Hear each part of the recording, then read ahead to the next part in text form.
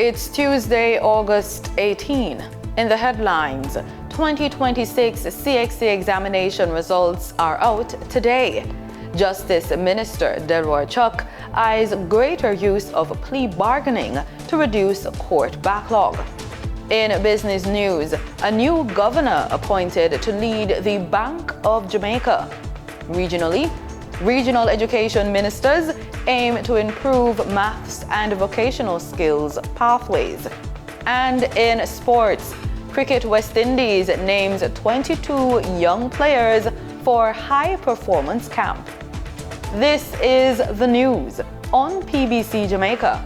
I'm Simone Absalom Gale.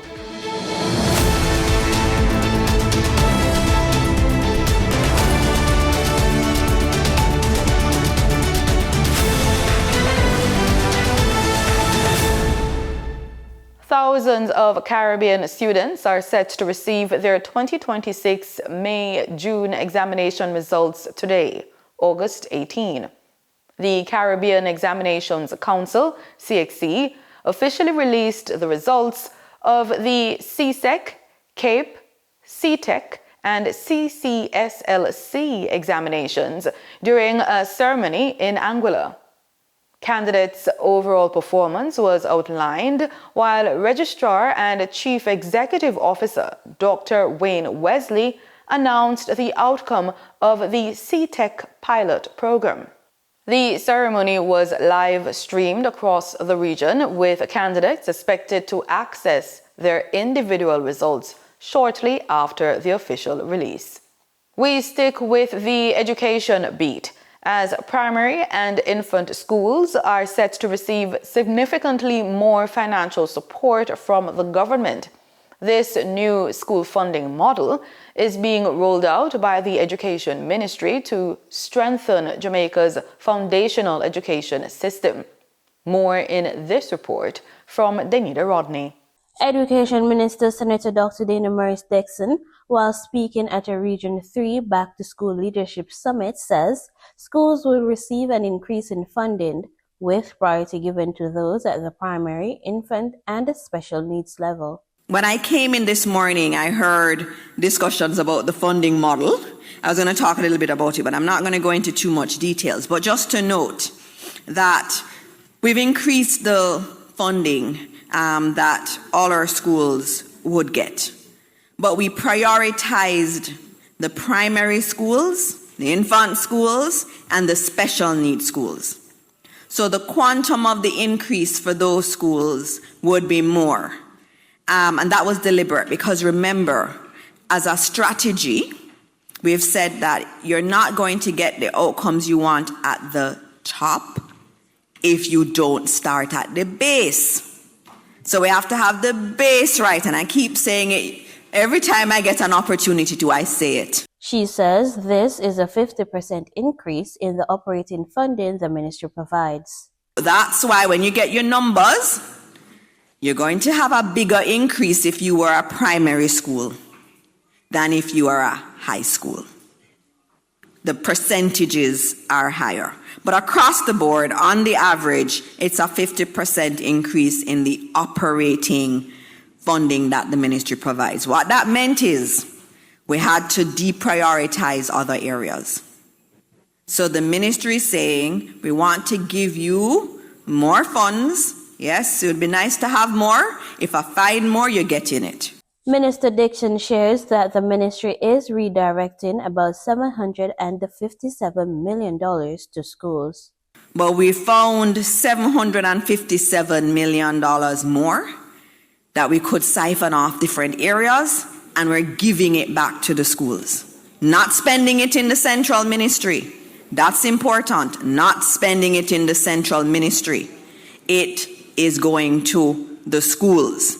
And so you would have started to receive some of the tranches in June. You would have gotten that first tranche, and you'll get your sheet that shows how much you're supposed to be getting for the rest of the year. But across the board, it's about 55% average. Obviously, every school is going to be a little bit different in the average. Some are 100%, some are over 100%, some are 30, some are 20. But on average, it's about 55%. The new funding model is said to cover compensation, nutrition, operations, and a special grant for students with special needs. For the news on PBCJ, I am Danita Rodney.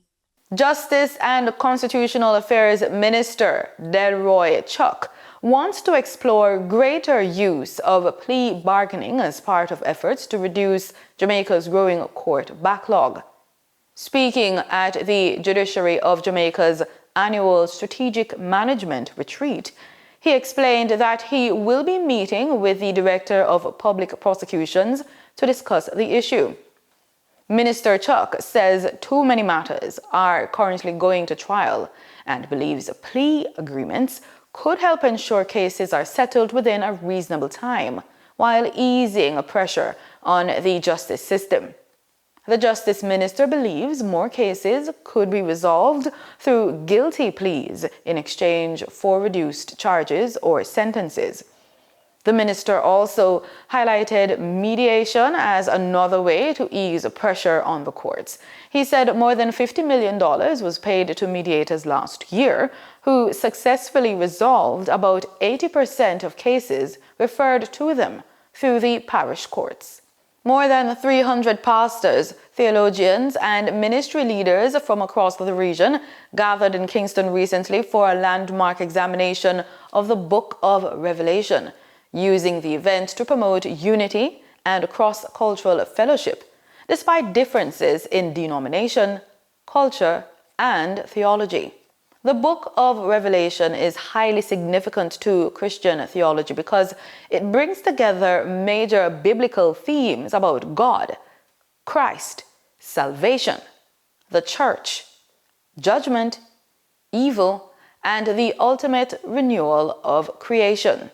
Although it is often associated with end times prophecy, its theological importance is much broader. For pastors, understanding Revelation is especially important because it helps them teach the church with theological depth while avoiding fear-based interpretations and sensationalism.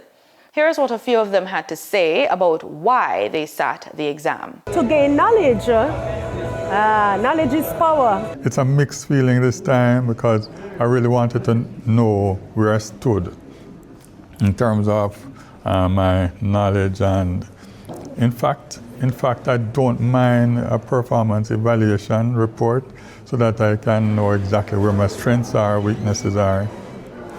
And I've done that before in the working world, where I've gone to my supervisor and requested a performance evaluation of myself to know, how better to, what to better, what areas to do better. Some of it was out of my knowledge because, it is things that, say, coming across for the first time. Because while I'm a pastor here, I've just acquired the position just a little over 2 months. So it's pretty young days. And so I'm so appreciative of being here. And there's so much to learn. The examination and seminar, hosted by Zion Theological Seminary, conducted simultaneously across Jamaica, the Dominican Republic, the United States, and Canada. In total, 365 pastors representing 363 churches participated across 4 countries. It is so good, it is so refreshing, it is so knowledgeable, and when you have something that is good, you should share it, that somebody else can come and partake. I'm leaving here today informed, blessed, and my knowledge has been increased, and I know my congregation will benefit from what I have gathered here today. Up to 45% of dementia cases could be prevented or delayed by addressing modifiable risk factors throughout life. And that's according to the Lancet Commission on Dementia. Health experts say dementia is not a single disease, but an umbrella term for a range of conditions that cause progressive declines in memory, thinking, reasoning, and other cognitive abilities, affecting a person's ability to manage everyday activities. Let's hear more from the World Health Organization in this Living Healthy report. Can dementia be prevented? Not always, but healthy habits go a long way. Dementia risk builds over a lifetime. It is often shaped by how we live, the care we can access, and the environments around us. Dementia is not just about old age. Your blood pressure, your physical activity levels, tobacco and alcohol use, hearing capacity, exposure to air pollution, and social connection, they all play a role. These factors also linked to heart disease, stroke, and diabetes. So protecting your brain health supports overall health too. It's never too early or too late to act. Move more, stay connected, get regular hearing tests, and manage health conditions early. Reducing risk is within your reach, but let's give people and communities the support they need to protect brain health throughout life.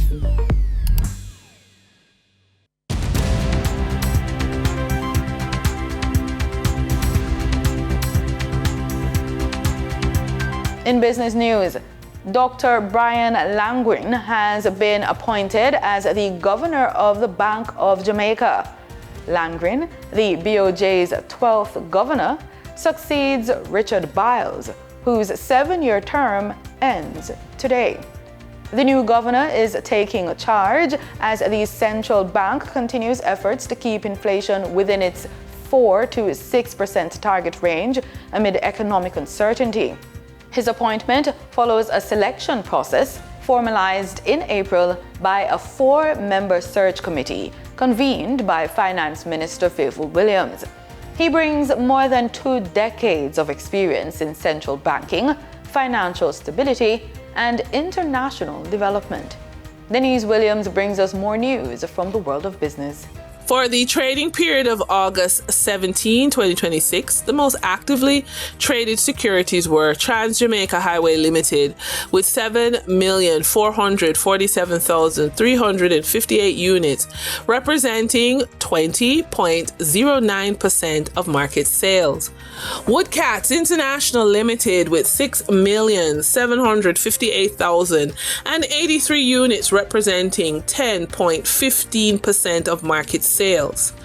Sagicor Select Funds Limited Financial Shares with 2,115,322 units, representing 6.29% of market sales. Investor activity remained concentrated in distribution and transportation plays, signaling continued interest in dividend-producing and strategic assets. Turning to the foreign exchange market based on Bank of Jamaica data for August 17, 2026. Forex traders recorded significant activity with strong demand across major currencies. For the US dollar, trading margins reflected steady liquidity, with the US selling at $158.76 and buying at $157.15. Moderate gains supported by $3.29 transaction spreads. The Canadian dollar sold for $115.91 and was bought for $112.62. The British pound had continued volatility, offering short-term trading opportunities of $4.85 in profits for the banks. The British pound sold for $215.41 and was bought for $210.56. These movements underscore the importance of cash flow timing and currency awareness for businesses managing import costs, debt servicing, or overseas exposure. For our credit report tip of the day, what happens to your credit worthiness when your paycheck doesn't keep up with your grocery bill? Imagine sitting across the desk from a banker. You tell the banker, my income hasn't changed, but everything costs more. The banker understands the problem, but the bank still has to answer a different question. Can this borrower reliably repay the money? That distinction is crucial. Inflation may explain why a household is under pressure, but the credit report records what happened as a result of that pressure, not necessarily why it happened. Protect your credit, protect your cash flow, increase your earning power, and use financial capital strategically to build assets. Because the goal isn't merely to survive a period of high prices. The goal is to build a financial position that becomes stronger than the economic environment around you. And that's today's Business Report. I'm Denise Williams. Until next time, stay informed, stay intentional, and keep building forward. See you soon.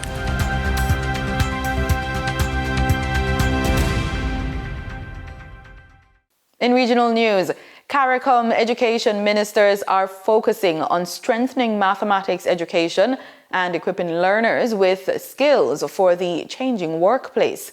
The discussions at the 52nd meeting of the CARICOM Council for Human and Social Development also covered regional frameworks for micro-credentials, apprenticeships, and improved mathematics outcomes. More details in this HGP News report. During the 52nd meeting of the CARICOM Council Minister of Education, Sonia Parag reminded colleague ministers of the importance of numeracy and the role mathematics play in the life of learners. Without strong mathematic skills, our learners face immediate barriers. The two-day meeting, which saw the participation of education ministers and senior officials from across the Caribbean community, CARICOM, considered a regional sub-framework for micro-credentials aimed at making learning more flexible and responsive to the changing needs of individuals and economies. The meeting saw Minister of Education Sonia Parag officially assuming chairmanship of the regional body. The Education Minister also highlighted the importance of micro-credentials in supporting lifelong learning, reskilling, and upskilling, while noting that a shared regional framework would help to ensure such qualifications are trusted, quality assured, and portable across the community. A regional framework can help us build greater consistency and quality in apprenticeship provision while allowing member states to adapt approaches to their own national circumstances. The meeting also considered a proposed regional apprenticeship framework which seeks to strengthen the connection between education and the world of work by expanding opportunities for practical, workplace-based learning. Parag emphasized that education must extend beyond the acquisition of knowledge and preparation for examinations, and should equip learners to think critically, adapt to change, discover their purpose, and contribute meaningfully to society. A significant focus is also being placed on strengthening foundational learning, particularly mathematics. The Caribbean Development Bank presented its proposed mathematics enhancement program for primary and secondary schools, developed in partnership with the University of the West Indies, which advocates a systemic approach to improving mathematics outcomes across the region. Minister Parag welcomed the regional initiative, noting the positive impact of Guyana's own mathematics intervention program on national learning outcomes, and emphasized that strong foundational learning is critical to success in science, technology, technical training, financial literacy, and the modern workplace. Meanwhile, CARICOM Secretary General Dr. Carla Barnett highlighted the growing demand for technical, vocational, and digital skills across the region, and noted the role of technical and vocational education and training, TVET, in strengthening Caribbean competitiveness, resilience, and economic participation. Marvin Cato reporting for HGP Nightly News. The Health Ministry has officially opened the new sickle cell unit of the Sir Lester Bird Medical Center in what is being hailed as a major advance in the treatment of the condition. Antigua and Barbuda is now one of only 2 countries in the English-speaking Caribbean with a unit dedicated to the treatment of sickle cell disease alongside Jamaica. ABS News' Samantha Simon reports. For people living with sickle cell disease, a painful crisis often meant a long wait in a busy emergency room. Health Minister Honorable Michael Joseph says the government's commitment to sickle cell care must continue. Our commitment must be ongoing. We must continue to assess the needs of our patients, strengthen our services, invest in our healthcare professionals, and build partnerships that allow us to improve the standard of care available to our people here in Antigua and Barbuda. Medical Director at the Sir Lester Bird Medical Center, Dr. Siobhan Bell Jarvis, says the new unit places Antigua and Barbuda among a small group of Caribbean territories with dedicated sickle cell services. We are pleased to be the second country, as far as we are aware, in the English-speaking Caribbean to open a sickle cell unit dedicated to the management of patients with sickle cell disease. We are second only to Jamaica, and we are happily joining Martinique and Guadeloupe. The unit will integrate with the National Newborn Screening Program, which has screened more than 4,400 babies since 2020. Sickle Cell Association President Dr. Eda Hadid says the milestone comes after more than 15 years of advocacy. I'm going to spend a moment to honor the memory and the work of Nurse Bernice Piggott, the founder and late president of the Antigua and Barbuda Sickle Cell Association. Nurse Piggott was the first one in our community to understand and pursue the vision of the dedicated sickle cell unit, and she was going to move mountains for it. Patient representative Ulysses Nicholas says the unit means sickle cell warriors will finally be treated with understanding during their most vulnerable moments. This is like a dream come true for all of us sickle cell warriors in Antigua and Barbuda. It's not just about receiving medical care in a timely manner, especially when we are most vulnerable, most misunderstood, like during a painful crisis. The unit is overseen by Dr. Vignaraja and will operate Monday through Friday, 9 a.m. to 5 p.m., with patients able to access the services starting Wednesday, August 19th. Samantha Simon, ABS News. A Jamaican-based irrigation technology firm brought its pitch to St. Lucian farmers for the first time. Isratech Caribbean held its inaugural local symposium at the Vue Fort Fisheries Complex recently, pushing drip lines, growing media, and new irrigation systems, with organizers reporting a turnout well above target. HTS News Force has the details. Isratech Caribbean rolled out its first farming symposium in St. Lucia at the Vue Fort Fisheries Complex on Thursday, introducing local farmers and Ministry of Agriculture Extension officers to a range of irrigation equipment. The company said it wants to help farmers cut water waste and build resilience against climate change. We are bringing in equipment to run irrigation equipment efficiently. So we are going to bring drip lines, we want to bring growing media, we want to bring pots, we want to bring all the products that will help the farmers grow and develop technique and have economic development with farming equipment. We want to partner with the Ministry of Agriculture to spread the word about the equipment that we are bringing into the island. So hopefully we are going to have good advantages from this partnership, of course. Yeah. An agricultural and biosystems engineer said the company's focus goes beyond selling hardware. He said Isratech Caribbean wants to help farmers in St. Lucia adopt techniques suited to a changing climate. They are well known for supplying inputs in irrigation and also technologies, new advanced technologies to help in building resilience in terms of climate change and in terms of providing adequate and appropriate technology in irrigation for farmers to increase their productivity. So today we're going to look at some of those techniques, some of those strategies that farmers can use, and also the available technologies and inputs that Jamaica Drip or Isratech is offering. So we're hoping that they will offer it to the farmers, and the farmers will improve their production.